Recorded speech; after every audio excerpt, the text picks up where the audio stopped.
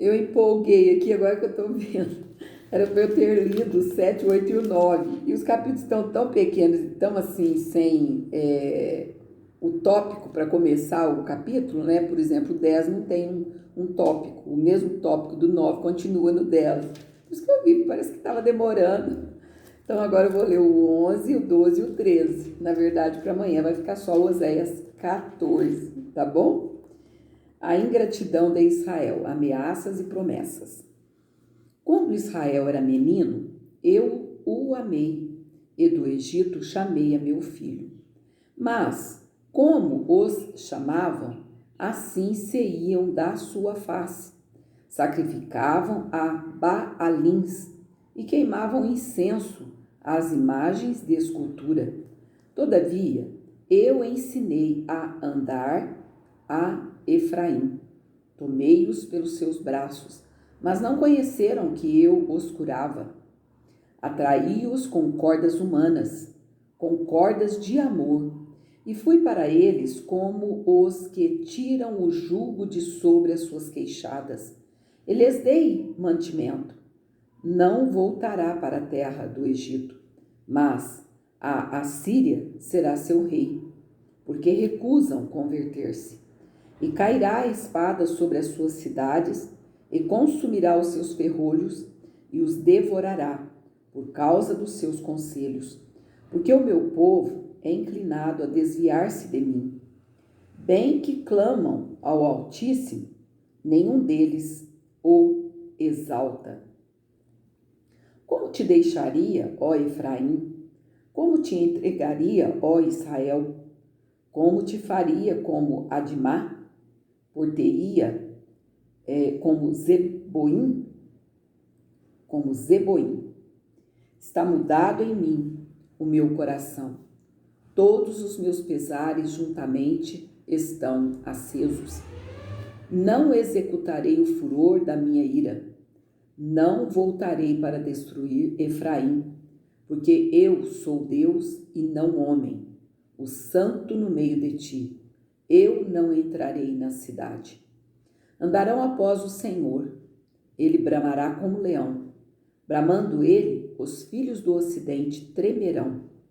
Tremendo virão, como um passarinho, os do Egito, e como uma pomba, os da terra da Assíria, e os farei habitar em suas casas, diz o Senhor.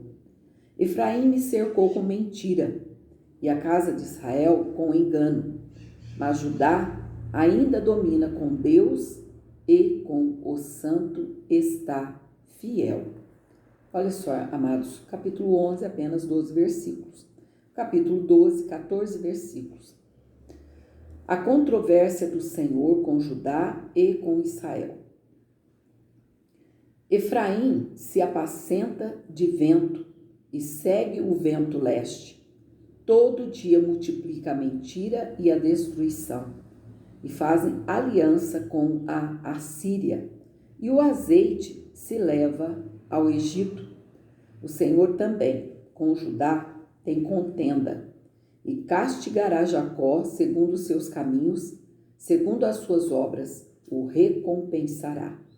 No ventre, pegou do calcanhar de seu irmão, e pela sua força, como príncipe, se houve com Deus. Como príncipe, lutou com o anjo e prevaleceu.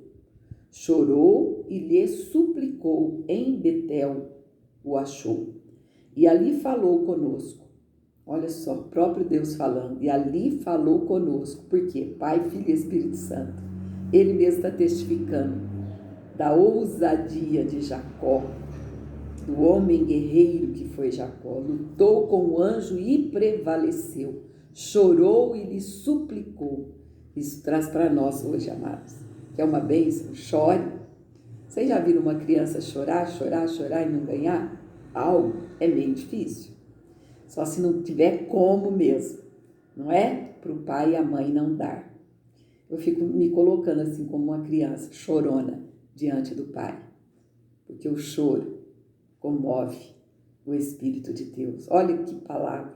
Como o príncipe lutou com o anjo e prevaleceu. chorou e lhe suplicou em Betel, o achou. E ali falou conosco. Eita palavra gloriosa! Quando Deus fala dessa forma, é porque é a Trindade. Pai, Filho e Espírito Santo. Estou com o próprio Deus. Sim, olha, ainda vai confirmar. Com o Senhor. Não foi um anjo qualquer, ele lutou com Deus. Lute pela tua bênção, amados. Vai em frente, não desanima dessa pessoa que você tem orado por ela, não. Chore, derrame lágrimas aos pés do Todo-Poderoso. Lute com Deus pela bênção. É bíblico, olha só. O próprio Deus testificando. Sim, com o Senhor, S maiúsculo, o Deus dos exércitos, o Senhor é o seu memorial. Ai, que Deus tremendo. Tomara Deus que o próprio Deus testifique de nós. A fulana, o Bertano, o Cicrano, lutou comigo e conseguiu a bênção. Lutou com Deus, não muitas vezes assim, com arrogância, mas o Jacó lutou, chorou. Olha só esse detalhe, a gente não vê lá na história, lá em Gênesis, mas o Deus Todo-Poderoso está dizendo que ele suplicou, chorou e suplicou. É uma luta de choro, de súplica. Não podemos desvanecer na oração. Tu, pois, converte-te a teu Deus, guarda a beneficência e o juízo, e em teu Deus espera sempre. E um mercador tem balança, é um mercador, tem balança enganadora em sua mão. Ele ama a opressão. E diz Efraim, contudo, eu tenho me enriquecido, tenho adquirido para mim grandes bens. Em todo o meu trabalho, não acharão em mim iniquidade alguma, que seja pecado.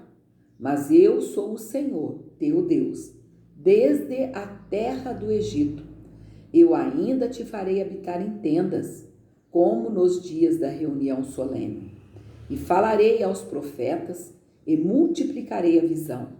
E, pelo ministério dos profetas, proporei símiles. Isso, símiles. Não é Gileade iniquidade? Pura vaidade eles são. Em Gilgal sacrificam bois. Os seus altares são como montões de pedras nos regos dos campos. Jacó fugiu para o campo da Síria, e Israel serviu por uma mulher, e por uma mulher guardou o gado. Mas o Senhor, por meio de um profeta, fez subir a Israel do Egito, e, por um profeta, foi ele guardado. Efraim, muito amargosamente, provocou a sua ira. Portanto, deixará ficar sobre ele o seu sangue, e o seu Senhor fará cair sobre ele o seu opróbrio. Então, estamos ali com 8 e 20 e 32. Então, vamos terminar agora a leitura, capítulo 13, o pecado de Israel e o seu castigo. Quando Efraim falava, eita Efraim desobediente, vocês estão vendo? Fala mais de Efraim, da tribo de Efraim. Quando Efraim falava, tremia-se, foi exalçado em Israel. Mas ele fez-se culpado em Baal e morreu. E agora multiplicaram pecados e da sua prata fizeram uma imagem de fundição, ídolos segundo o seu entendimento, todos obra de artífices, dos quais dizem, os homens que sacrificam beijam os bezerros. Por isso, serão como a nuvem de manhã e como o orvalho da madrugada, que cedo passa, como o como o folhelho. Olha que palavrinha, como o folhelho, que a tempestade lança da eira. Tudo indica que são folhas, né? Que a tempestade lança da eira. E como a fumaça da chaminé.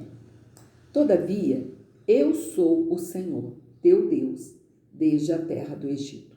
Portanto, não reconhecerás outro Deus além de mim, porque não há Salvador senão eu.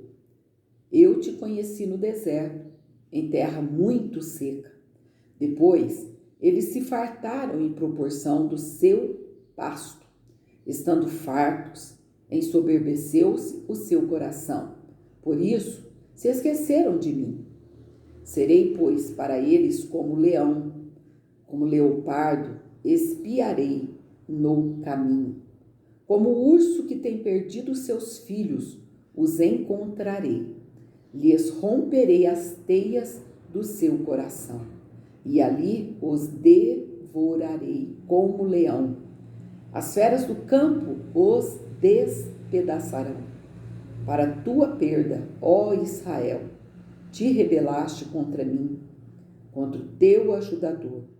Onde está agora o teu rei, para que te guarde em todas as tuas cidades? E os teus juízes, dos quais disseste, dá-me rei e príncipes? Dei-te um rei na minha ira, e te tirei do meu furor. A iniquidade de Efraim está atada, o seu pecado está armazenado. Dores de mulher de parto lhe virão. Ele é um filho insensato, porque é tempo, e não está no lugar em que deve vir a luz.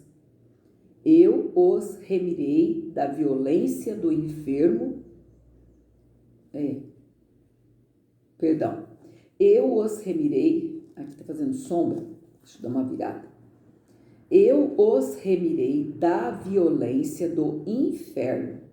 Eu os resgatarei da morte.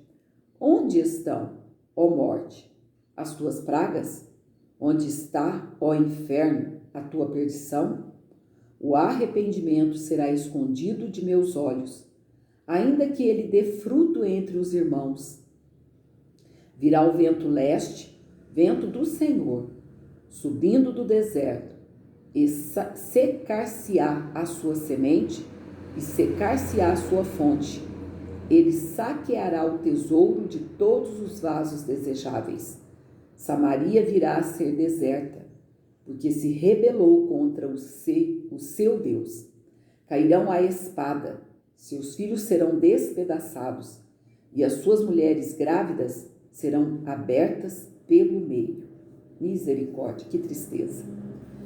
Amados, que Deus te abençoe, guarde cada um de vocês, e amanhã, em nome do Senhor, estaremos terminando o livro de Oséias e começando, então, o livro de Joel. Até amanhã, fique na paz do Senhor Jesus.